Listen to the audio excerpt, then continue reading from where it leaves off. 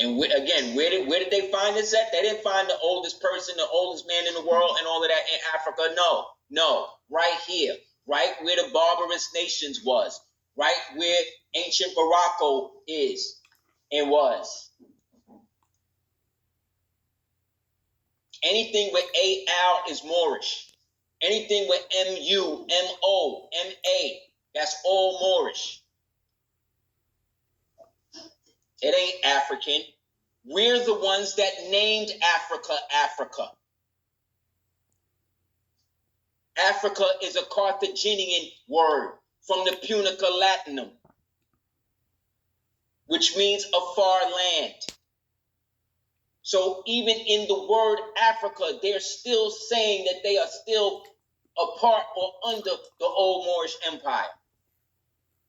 Go back to calling it Al-Qibulan if that's the case. How come the African Union ain't do a referendum on that? How come they don't do a referendum on renaming all of their countries based on the ancient tribal names that those places had? How come they ain't doing that? How come 80% of the African people that are running these corrupt African governments? Again, I'm not talking about the people. I'm talking about the people running the corrupt governments in Bevel Europe. How come 80% of their political party members all bank in Europe? Can they answer that? Lady Flor, when she left Nigeria, said, okay, before we leave, we're going to call this Nigeria. And the Africans was like, okay.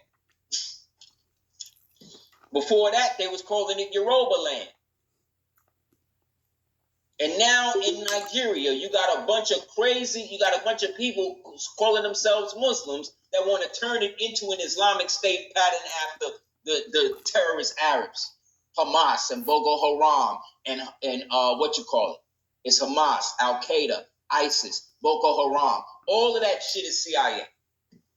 All of them things is all of that crazy fundamentalist Islamic thing. That's why we not from there. That's not our culture. Prophet ain't never told you to celebrate Ramadan. When the Prophet Noble Ali told you how to do that? You could do it if you want in solidarity with them, but that's not a prerequisite to be a Muslim, to be a Moor. Your prerequisite to be a Muslim or a Moor or a Moorish American is to do what? Practice what? Love, truth, peace, freedom, justice, and equality. Who don't want to do that? So what? I gotta wait a certain. You know how many crazy Islamic fundamentalist people do all types of horrific shit all through the year, and as soon as Ramadan comes, then they show up at the masjid. Now many brothers and sisters that's born in South Carolina, born in these places that we showing, will go down to CVS and buy red dye and dye their beards red to look like some pale Arab that enslaved and castrated their ancestors or their cousins, and they're gonna look down on you because you wearing a fez. Or you ain't going to the masjid, or you ain't praying 5 times a day. When they same Quran says they same Quran says one learned man is worth more than 1,000 worshipers. The ink of the scholar is worth more than the blood of the martyr. They don't never tell you that verse though, right? I'm tired of people telling me that where I'm from ain't where I'm from, who I come from ain't good enough. Somebody else, some other pale Arab, some other prophet that I ain't never seen in life, or some person who died over 2,000 years ago gonna come back and bring me out of darkness. It's cap. You know what I'm saying? It's straight cap. Remembrance of Allah is worth more than prayer. So what does that say? You got to pray to keep keep it fresh in your mind, which means you're not remembering. Because to remember is to what? Bring together.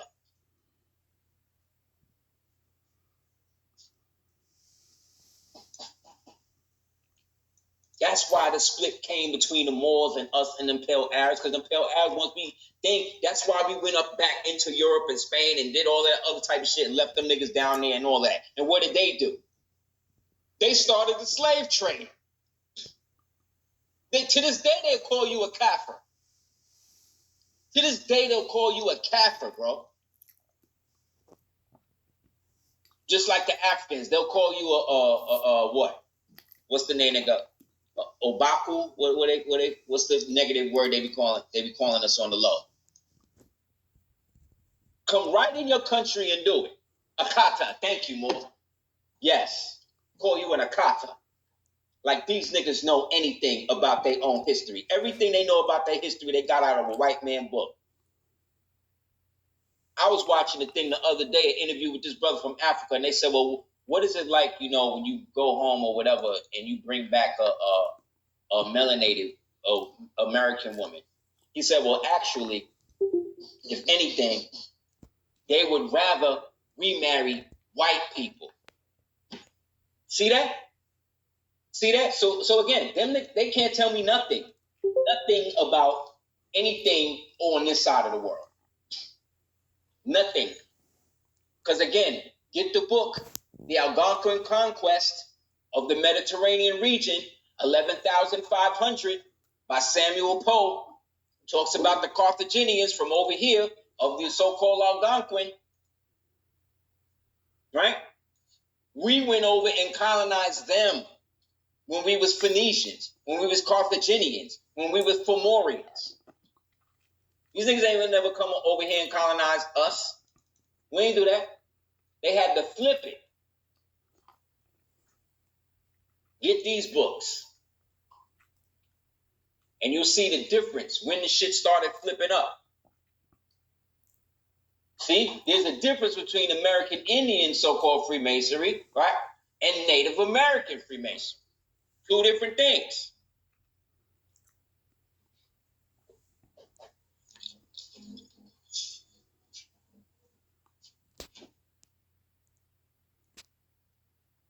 Two completely different things.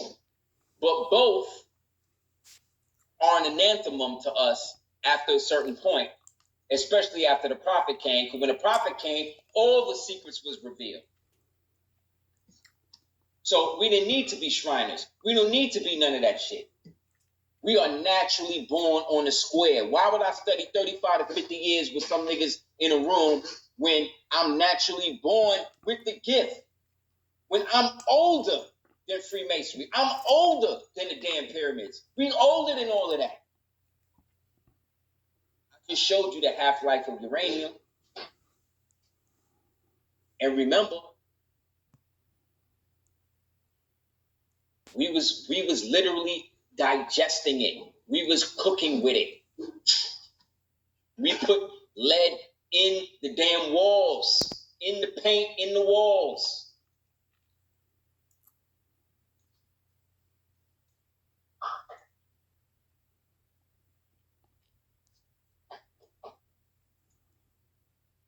So also beware of anybody that says shit like, oh, well, they use those words interchangeable.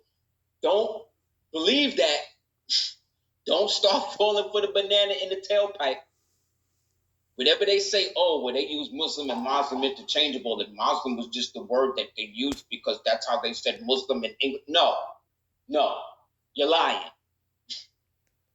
You're lying. You're lying. So that's like saying I could just use the word Moor and Negro interchangeable, right? It both mean the same thing, right? No, it don't.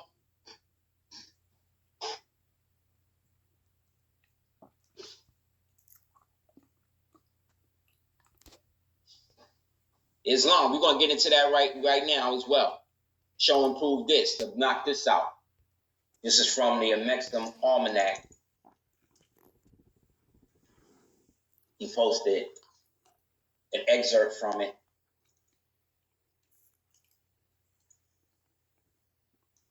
Here we go. Again, the truth don't care who tell it.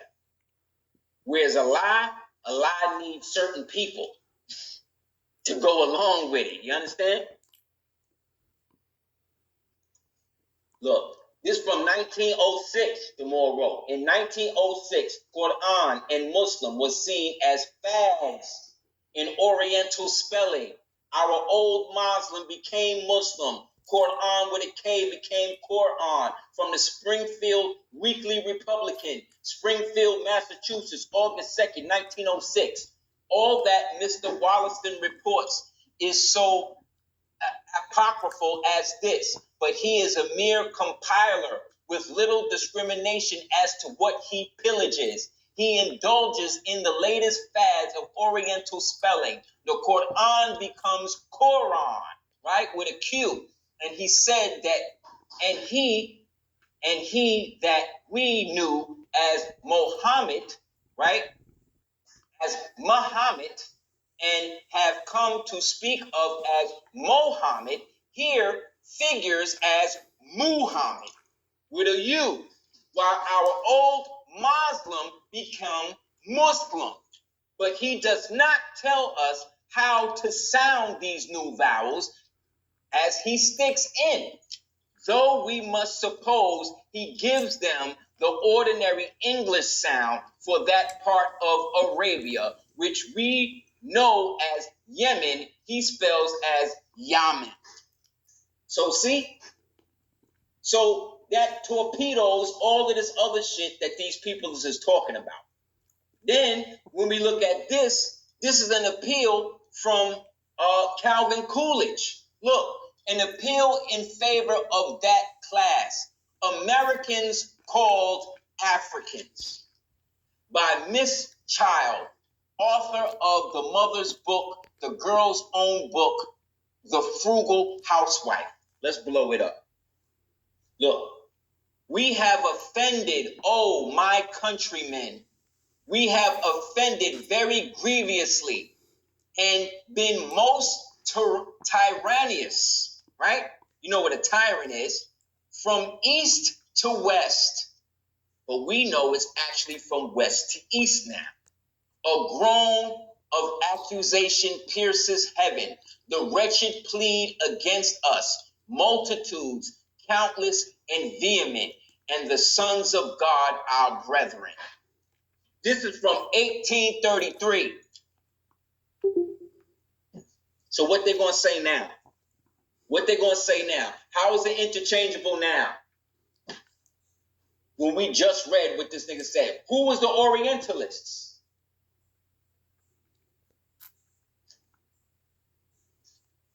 This is how they do. They switch up the letters. They switch up the words. They switch up the meanings, right?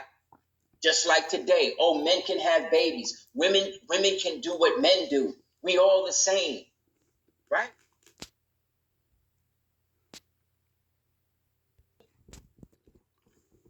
Well, let me just show you people. This is the Orientalist people. These are the niggas. These are the ones that these so-called blacks and these so-called Muslims and these so-called Pan-Africanists and all these other niggas that want to be everything else but Moors. You could be anything else. You could be anything else except a Moor. Why? Because of these niggas. These are the Orientalists. The Grand Orient. The freed and accepted made sons, the ex-Neanderthal, Denisovian, white Wendigos. These are the ones flipping up the languages, trying to interbreed with you, trying to get you to be something that they not. And to get you now to be a Muslim instead of a Moslem. To be a Mohammedan instead of a Muhammad. To be a Muhammadan instead of a Mohammed. Like you don't know I before E except after C. A-E-I-O-U. This shit light work now. You know what I'm saying? Like it's light work. This type of shit light work. Like these dudes now. That's why you don't need to bother debating these people. You don't need to bother none of that. Let these Negroes, let these slaves think what they want to think about it. They're not brave enough to be Moors. They're not brave enough or strong enough to stand up and know who they are. They don't have enough faith in the land that they was born of their forefathers. They'd rather go over there and be welcomed into a foreigner's home except they own. This is their brother. When you become a Freemason, these become your brothers. How can this recessive be your brother? How you gonna choose him over your own brother? Like I said, the Prophet Noble Joe Ali ain't never killed nobody. Niggas might have got dealt with going against the Prophet, but he ain't never shed blood to be a prophet. How many people Muhammad killed? Peace be upon him. How many people will Muhammad kill? Look that up. How many wars did Muhammad fight? How many people did he kill? To establish what they call the religion of Islam.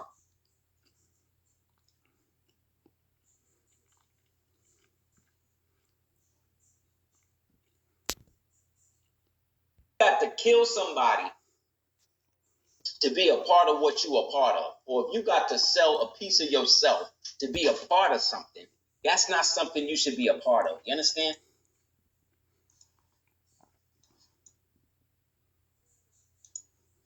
When the Moors was ruling Islam, you couldn't tell the difference between a Hindu, a Muslim, a Christian, and none of that. Because everybody was welcome. Everybody was learning. Everybody was doing a thing. Everybody was abundant. Nobody was taken for granted.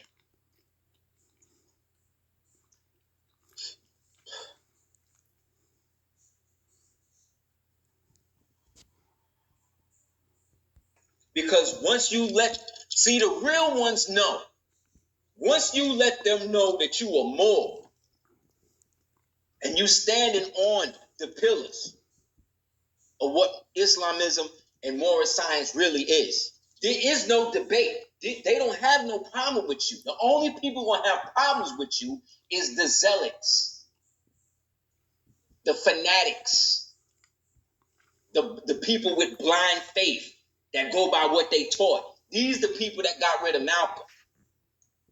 That's why the niggas that killed Malcolm was able to go right to that masjid right there in New Jersey, and they prayed with them niggas and all of that for years. For years. Knowing that this is the one that did it. Oh, well, he was following, he was doing what he was supposed to do. When they didn't even acknowledge Elijah Muhammad. Show me one article, show me one joint where Elijah Muhammad said, y'all go and kill Malcolm.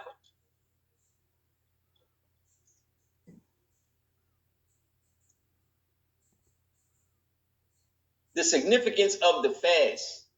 The nobles wear rich costumes of Eastern character. See how they flip it? But see, Eastern character. Eastern character.